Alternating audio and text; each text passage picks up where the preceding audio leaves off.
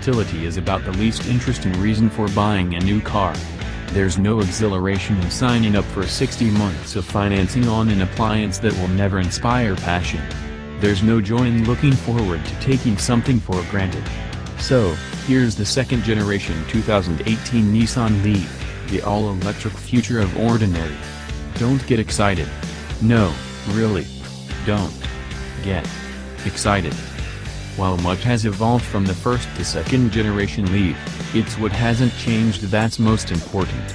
The Leaf, in form and function, is still an economy car, a 5-door hatchback in a world where the almost meaningless differences between a 5-door hatchback and a 5-door crossover somehow matters. People buy crossovers, and ignore the hatchbacks on dealer lots to get to them. Nissan could have jacked the new Leaf up on its suspension, bolted on some off-roady looking all-season tires, added some cladding and called this thing an electric crossover. Or even do what Chevy did with the Bolt EV and call it a crossover even though it clearly is not. At least some buyers would have been tempted by a Leaffinder or a Rogue who otherwise wouldn't consider a plain old Leaf. So count that as a strategic marketing opportunity missed.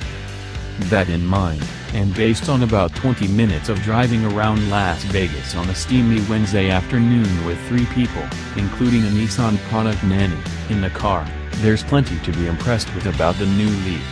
Our own John Belts Snyder had greater exposure to the Leaf in Japan, albeit restricted to Nissan's Tochigi proving grounds, but this is Autoblog's first taste of the US spec Leaf. Nissan claims 150 miles of range for the new Leaf under reasonable conditions. That's better than the 107-mile stretch of the 2017 Leaf and tops the 124 miles Hyundai claims for the Ioniq Electric, but well behind the Bolt's claimed 238-mile lope. But Nissan promises that the 40 kWh lithium-ion battery pack at launch early next year will be supplemented with a 60 kWh array that, do the math, will stretch range to 225 miles. Supposedly the suspension is tuned tauter for North America than in Japan. Okay, fine. But there's no way to evaluate that until the new Leaf is experienced on more challenging roads. That in mind, the 17-inch wheels the Leaf SL wore were wrapped in modest 215/50R17 low rolling resistance rubber. Any expectations of extreme cornering prowess are sure to prove misplaced.